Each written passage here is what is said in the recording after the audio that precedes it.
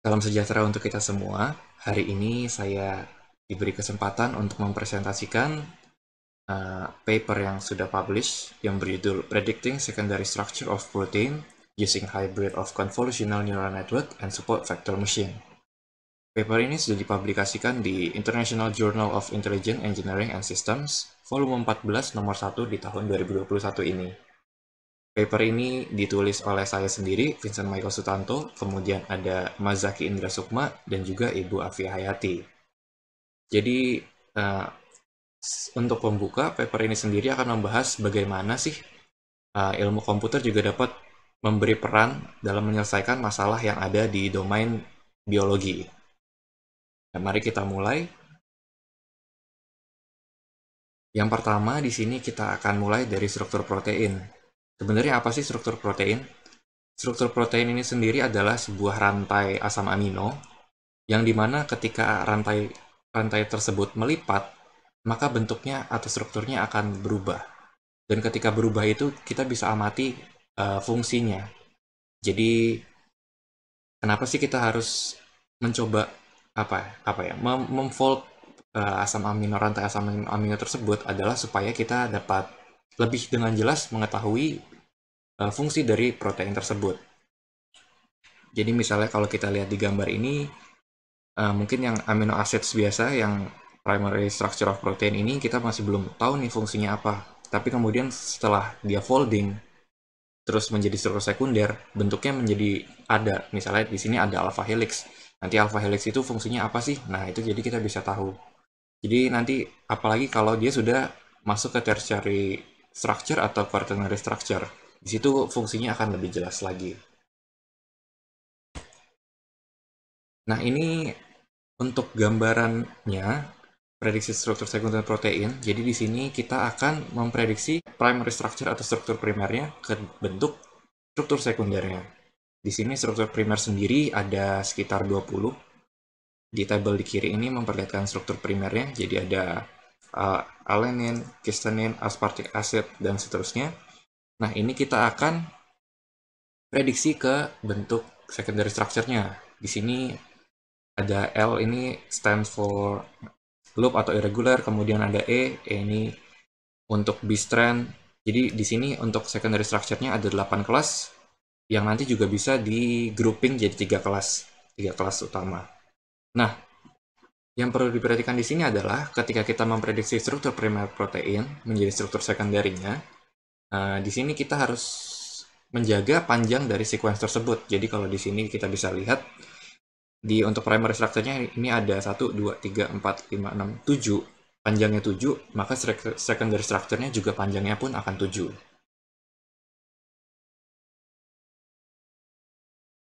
Nah, sebenarnya apa sih yang menjadi permasalahan dari memprediksi struktur sekunder protein? Sehingga kita harus perlu menggunakan metode komputasi. Menurut Matt Vessel dan Sarogar, dan juga Long dan Tian, memprediksi struktur sekunder protein itu tidak murah dan memakan waktu yang sangat banyak.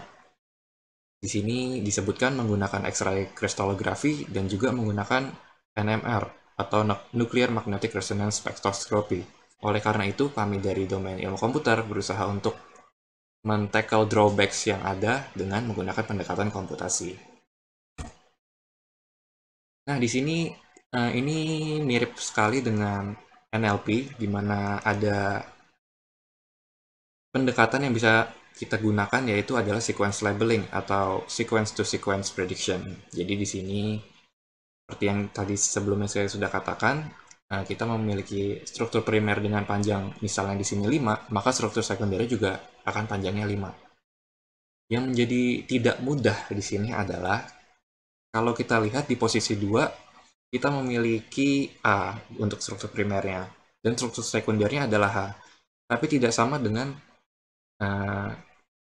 A pada posisi 4 dan 5. A posisi 4 itu diterjemahkan ke E pada struktur sekundernya dan untuk yang posisi kelima ke C. Jadi kita tidak bisa secara langsung kayak hanya misalnya A sudah pasti H.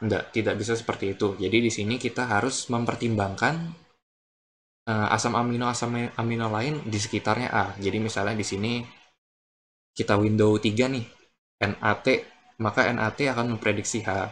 atau yang untuk E, TAA akan prediksi E.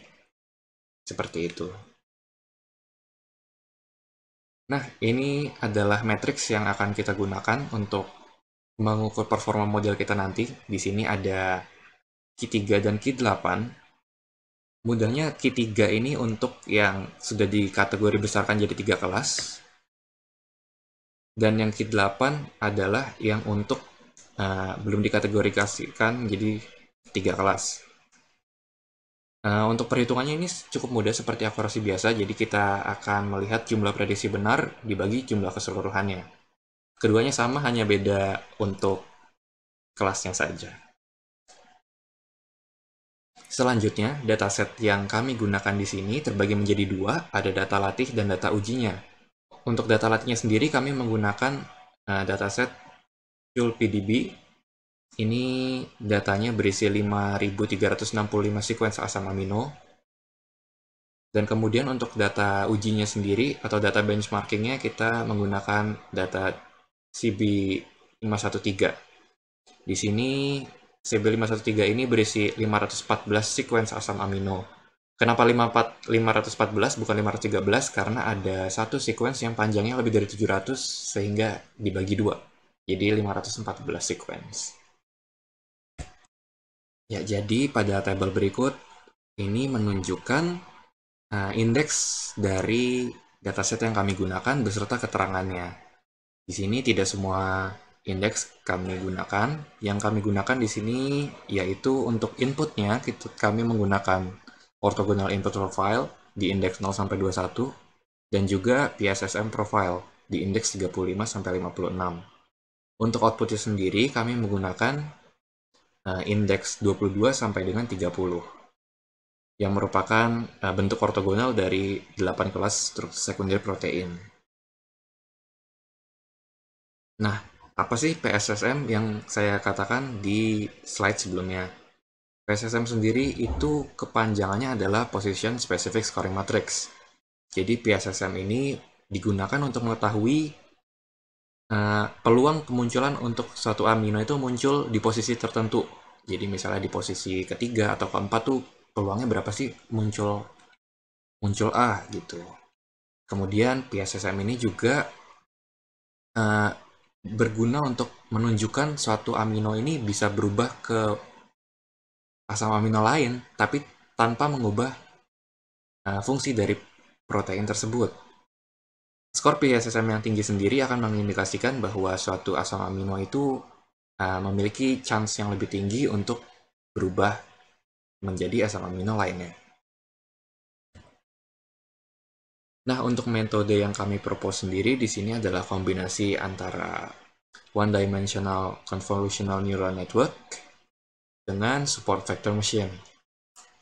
Jadi di sini one-dimensional convolutional neural network akan digunakan untuk menangkap feature spasial dan kemudian juga memperkaya feature dari sequence asam amino. Nah, SVM sendiri akan digunakan untuk memprediksi struktur sekunder protein berdasarkan fitur dari one-dimensional CNN. Sebagai gambaran untuk arsitekturnya seperti ini. Jadi di sini kita start dengan data latihnya, yaitu PDB dan CB513. Di sini kemudian akan ada yang di bagian atas, ini merupakan arsitektur CNN sederhana. Jadi ada input layer, kemudian ada convolutional layer, pooling layer, terus masuk ke fully connected layer, dan terakhir softmax atau output layer. Kemudian untuk proses hybridnya di sini kita akan membuang bagian fully connected layer dan kita akan menggantikannya dengan SVM. Jadi ini seperti transfer learning. Yang di sini yang menarik adalah untuk CNN sendiri di sini kami menggunakan teknik shift and stitch. Apa itu teknik shift and stitch? Jadi teknik shift and stitch ini adalah cara yang digunakan oleh Lin et al.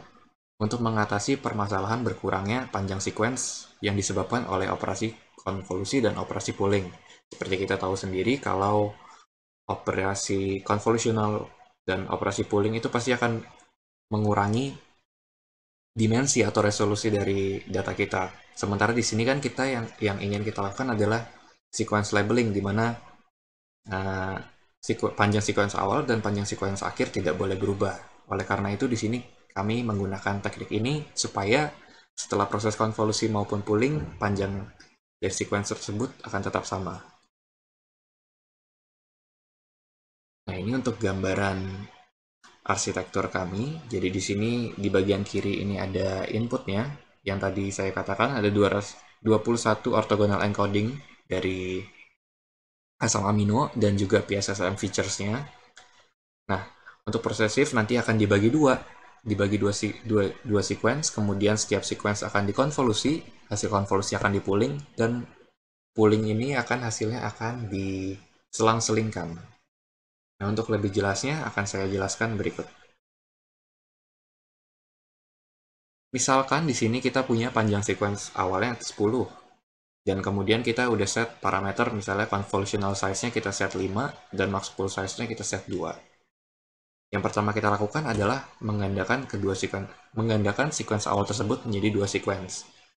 Jadi, kenapa dua sequence? Di sini sebenarnya kita gandakan sebanyak ukuran max pool-nya.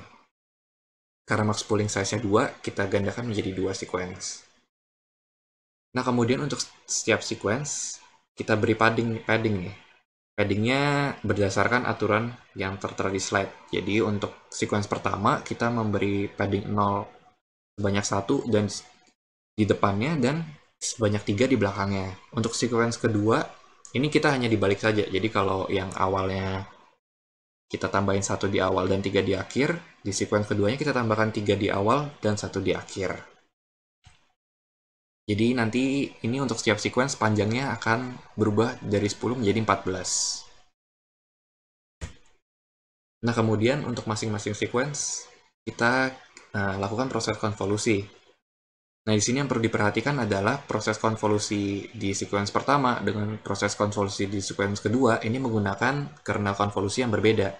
Jadi mereka tidak akan sharing weight satu sama lain yang menghasilkan, mungkin nanti ada yang bertanya, oh berarti kan untuk posisi tertentu dia bisa sama aja dong hasilnya dengan yang lain. Enggak, karena di sini kita menggunakan dua kernel konvolusi yang berbeda untuk setiap sequence-nya. Di sini hasil konvolusi akan kita lihat akan menghasilkan sequence dengan panjang 10. Setelah itu kita akan lakukan max pooling. Di sini karena max pooling size-nya 2, ketika sequence panjang 10 dikenakan max pooling 2, maka size-nya akan berubah menjadi 5. Kemudian hasil pooling tersebut akan kita selang-selingkan. Jadi di sini sudah saya beri angka 1, 2, 3, 4, 5 merah dan 1, 2, 3, 4, 5 ungu. Nah, proses stitch sendiri ini akan menyelang-nyelingkan. Jadi di sini kalau kita lihat di bawah, 1 merah, 1 ungu, 2 merah, 2 ungu, dan seterusnya. Nah, setelah kita lakukan proses shift and stitch ini, panjang sequence akhirnya akan tetap 10 nih, sama seperti panjang sequence di awal. Jadi, teknik ini sangat bisa digunakan untuk sequence to sequence atau sequence labeling. Nah, jadi kembali ke slide arsitektur CNN. Nah, di sini sebagai input, kita ulang lagi. Jadi inputnya kita gandakan sebanyak max pooling size, yaitu 2. Kemudian kita beri padding di ujung-ujungnya. Dan kemudian kita lakukan proses konvolusi. Nah, di sini yang perlu diperhatikan adalah karena kami tidak hanya menggunakan satu kernel saja, di sini ukurannya adalah I kali F. Jadi F ini adalah banyak kernel yang kami gunakan. Nah, kemudian hasil dari konvolusi kemudian di pooling, yang ukurannya berarti akan berkurang sebanyak setengahnya, dan hasil pooling dari kedua sequence kemudian akan diselang-selingkan. Jadi hasil akhirnya adalah sequence dengan panjang I dan dengan banyak feature sebanyak F. Gitu. Kemudian di sini untuk parameter yang akan di-tuning. Di sini pertama ada parameter yang tidak berubah selama penelitian, yaitu di sini ada jumlah dense layer, kami set sebanyak 1 saja. Kemudian ada jumlah neuron di dense layer, di sini diberi 512. Kemudian input dropout sebesar 0,2, dan yang terakhir adalah dropout rate di selain input kami set sebesar 0,5. Kemudian untuk activation yang digunakan di sini ada relu, dan kemudian juga ada softmax untuk layer terakhir. Untuk nilai parameter yang berubah sendiri di sini ada convolutional layers atau kedalaman layer konvolusi. Di sini kami set ada 2, 3, dan 4. Jadi ada convolutional itu berarti 3 convolutional layers. Kemudian ada convolutional size, di sini kami set 6, 7, 8, 9, 10. Convolutional size ini merupakan seperti windowingnya, jadi windowing berpindah dalam pembacaan satu sequence. Kemudian jumlah feature maps di sini kami mencoba 512 dan 1024. Nah, di sini mungkin ada yang pertanyaan, kenapa dance layer tidak berubah? Kenapa set satu saja? Jadi sebelumnya kami sudah melakukan penelitian yang merupakan karena penelitian ini pengembangan dari skripsi. Dan pada skripsi penggunaan dance layer-nya ini lebih dari satu, jadi deep fully connected layer jatuhnya. Bukan, kalau ini kan seperti jadi single layer perceptron saja. Namun ketika kami menggunakan deep fully connected, yang terjadi adalah di sini Q3-nya hanya sebesar 78,51 dan Q8-nya sebesar 64,76. Nanti di sini bakal terlihat nih di slide-slide selanjutnya, nilai ini akan kalah banget ketika dance layer-nya itu hanya satu. Nah, ini untuk hasil parameter tuningnya. Jadi di sini tabelnya sudah mentabulasi, ada convolution layers, convolution size, sama feature map. Nah, sekarang kita akan lihat nih apakah penambahan atau nilai convolutional size yang membesar akan mempengaruhi nilai akurasi. Di sini pertama kita coba lihat ketika convolution layers-nya 2. Convolution size 6, 7, 8, 9, 10 ini tidak menunjukkan tren apapun. Jadi 6 ke 7 turun, 7 ke 8 naik, 8 ke 9 naik, 9 ke 10 naik. Coba kita cek lagi ke yang convolution layers 3. Di sini tambah lebih tidak terlihat nih, jadi 68,5 turun ke 68,3, naik ke 6,83, naik ke 68,4, tapi turun lagi ke 68,2. Begitu juga pada convolution layers 4. Jadi di sini bisa kita simpulkan bahwa sebenarnya convolutional size pada penelitian kami tidak terlalu berpengaruh banyak. Maksudnya di sini bukannya tidak berpengaruh banyak, tapi kenaikan atau penurunan jumlah convolutional size ini tidak memberitahu apapun. Misalnya nih, kalau memberitahu sesuatu kan, jadi misalnya size-nya diperbesar, maka akurasinya bertambah. Tapi di sini di penelitian kami ternyata tidak seperti itu.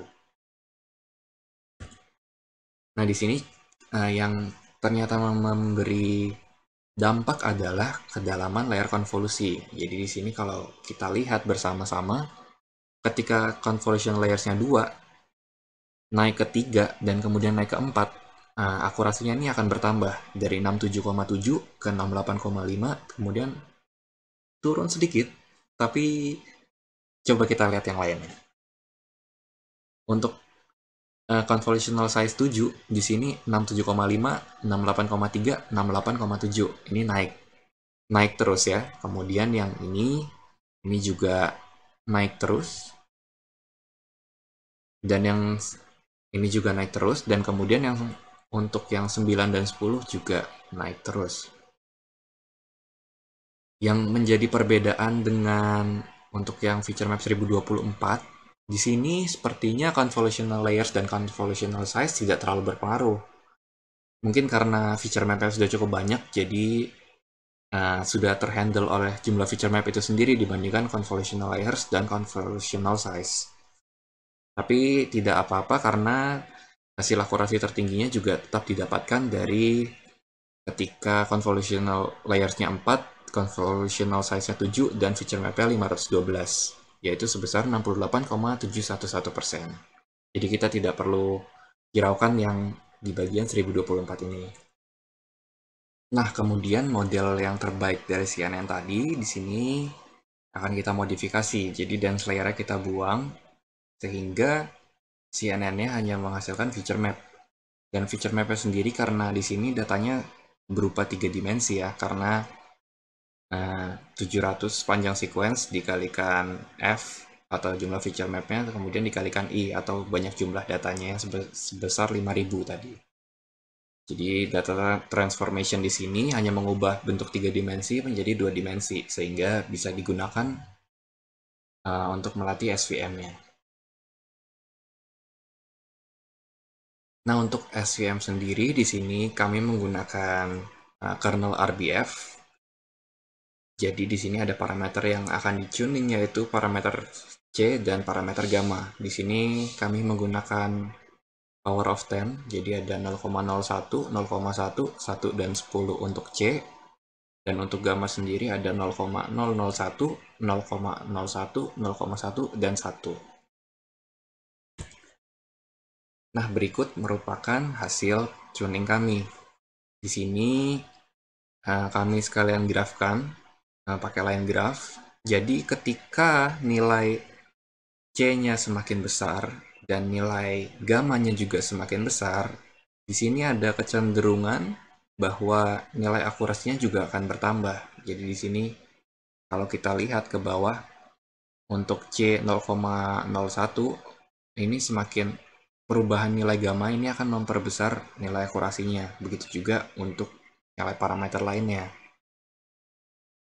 Hasil terbaik sendiri ini didapatkan ketika nilai C sama dengan 1 dan gamanya juga 1, yaitu 68,721.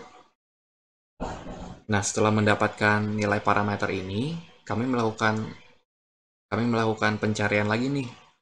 Bisa nggak sih lebih naik dari atau lebih meningkat akurasinya daripada 68,721.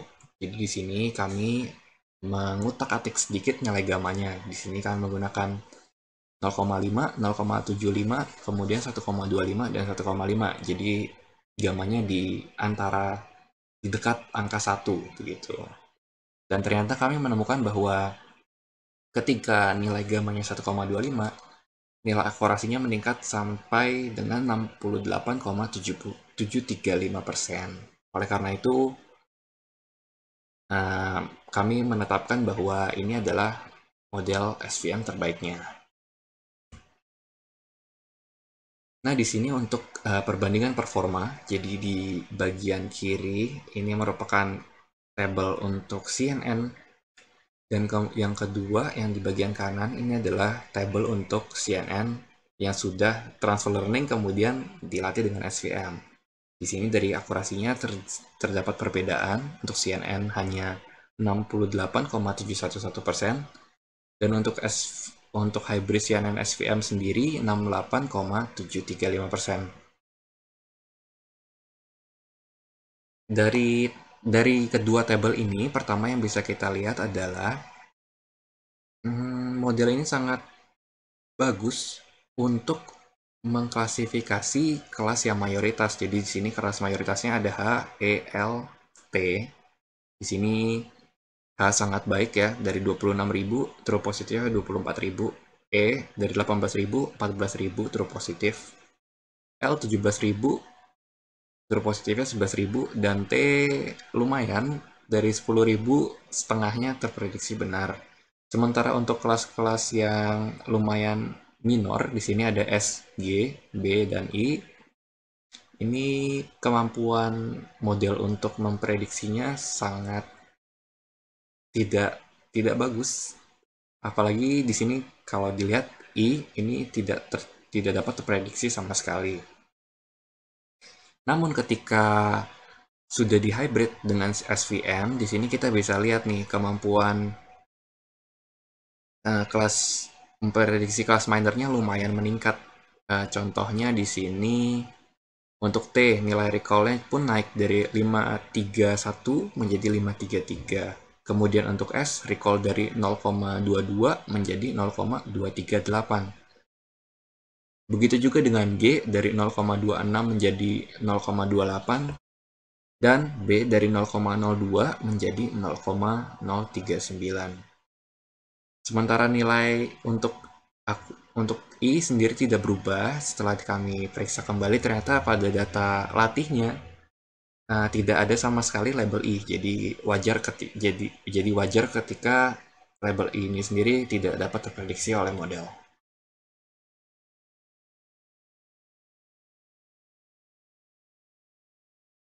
Nah, kemudian bar chart berikut ini menunjukkan perbandingan model kami dengan model lainnya yang dilatih juga sama pada dataset CB513. Namun untuk slide ini akan menunjukkan performa berdasarkan Q8-nya atau berdasarkan 8 kelas. Jadi di sini model kami yang hybrid mampu menghasilkan akurasi sebesar 68,73 dan yang non-hybrid atau yang cuma CNN biasa hanya 68,71. Model kami ini berhasil mengungguli bidirectional recurrent neural network single model penelitian dari Johansson et al. Di tahun 2017. Kemudian Mas CNN ini multilayer shift and stitch CNN yang original yang menjadi reference kami. Di sini menghasilkan akurasi 68,4. Kemudian ada juga multiscale CNN one hot encoded milik Zhou et al. 2018. Ini hanya mampu 68,3 dan kemudian di sini ada dua model yang mencoba menggunakan seperti embedding. Jadi mirip word to fact tapi digunakan untuk protein. Makanya di sini namanya sequence factor. Milik Heinzinger et al. Di tahun 2019. Nah, seperti awal dikatakan, di sini kami tidak hanya membandingkan dengan matriks Q8 saja, tetapi juga dengan Q3. Di slide ini menunjukkan performa model berdasarkan akurasi Q3-nya, dan sama juga pada dataset CB513. Di sini model hybrid kami mampu menghasilkan tingkat akurasi sampai dengan 81,49%.